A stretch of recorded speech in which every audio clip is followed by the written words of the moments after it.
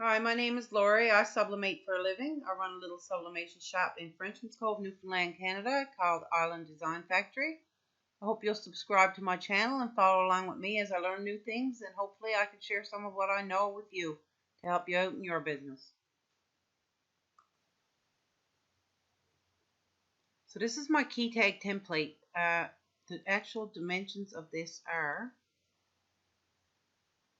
2.44 by 1.653 inches, and it's set to 300 pixels per inch. I also have my photos here that I'm going to use for the key tag that I'm making. This is the first photo, and this is the second photo.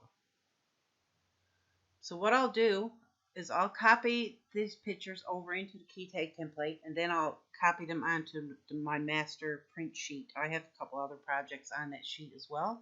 I try to fill out as much of my paper as I can when I'm making things, so not to waste paper. Okay, so I'm just going to hit Control A. I'm using a Windows PC. I'm not sure what the commands are for Mac, so I'll just be referring to the Windows commands. So Control A, that selects all. And I want to, normally I'm into the habit of selecting all layers together. There's only one layer here that I want. I could get away with just hitting Control C, but usually I hit Control Shift C, and that'll select all the layers. Now I'm going to go to my key tag template, and I'm going to hit Control V. So you can see that this picture is way too big for my key tag. So what I'll do, I'll hit Control T. I'll zoom out a little bit so I can see the boundaries of the photo. And I'm just going to drag, I'm just going to hold the corner here and drag it in. It'll restrain the proportions by default in Photoshop. On my other computer it doesn't, and I have to hold the shift key. It's a little bit annoying when I'm switching from computer to computer. So I'm just going to bring that down so that it's roughly big enough to fit onto that key tag template. Next thing I have to do is I have to rotate it. And because I hit Control T for transform, all these little spaces come up top here, Photoshop. So I want it rotated 90 degrees. So it rotates it at 90 degrees. So I'm just going to place it and drag it out some more, just so that it covers all the white area in the key tag template.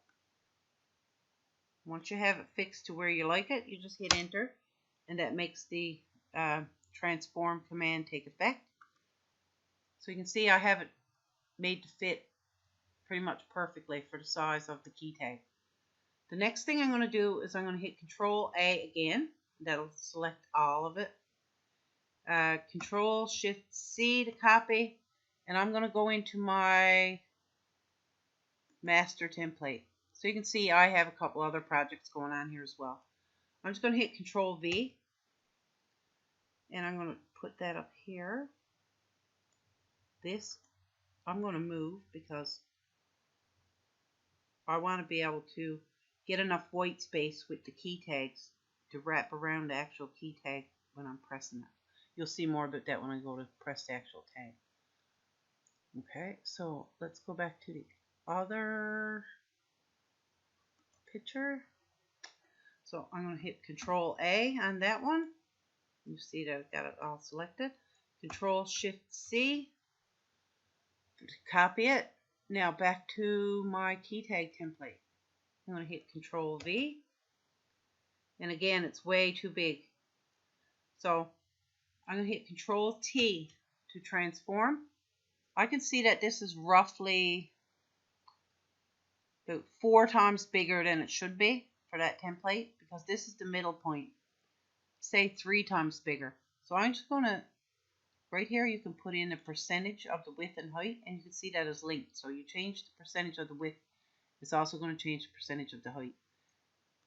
So just double click in here. I'm going to put in 33%. And you see it moves it down here because it made it smaller. So you just drag it up. I made it a little too small. It's plenty of high, but it's not quite wide enough, so I'm going to have to drag it a bit more.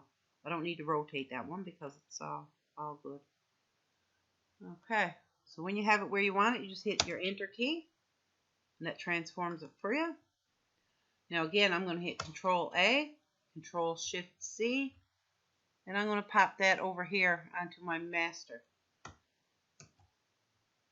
Paste it roughly around the middle, and it's selecting the wrong layer. We want this layer selected.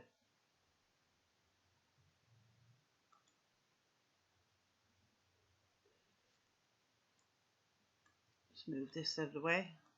Just hold this up here. So we can line it up with the other one and just put this plate design back where it was. So the reason I want them like this is because when I get it printed out, I'm just going to cut this off here, across here. Then I'm going to cut it down here. So then I place my key tag on here. I can wrap these edges around the key tag and tape it firmly in place. That way I don't get any tape on the back side of the key tag. I find that tape leaves residue and sometimes you can see it. Not all the time, but I'd rather not do it just to make sure. Okay, this, if you're wondering, is a pet tag that I'm doing for a lady. I'll be doing a video on pet tags at a later date. If you're interested in learning about how to do the pet tags, just give me a message. I'm just going to print this out now. Print.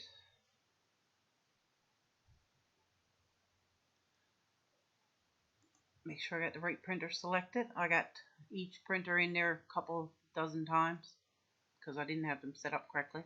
I know now that this is the correct one. I still have the other printers, but I don't use them very much. Okay. So it's the Epson 7750. This is an 11.5 by a roughly 17-inch sheet that I use, A3 paper. Print settings. I have this already all set up. Takes a little while because I'm on my slow laptop. I choose A3 for the paper, and I have all the paper printing settings already programmed into this preset that I use for sublimation. Okay, so now we just hit print.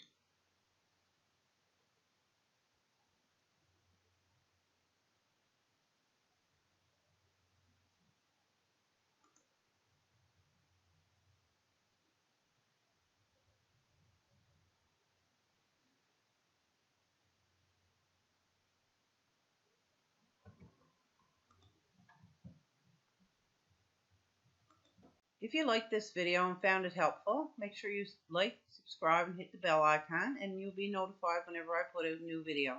If you prefer step-by-step instructions in a written format with lots of photos that you can follow along to, we also have a blog where we have a post for every instructional video here on YouTube. You can find a link in the description below.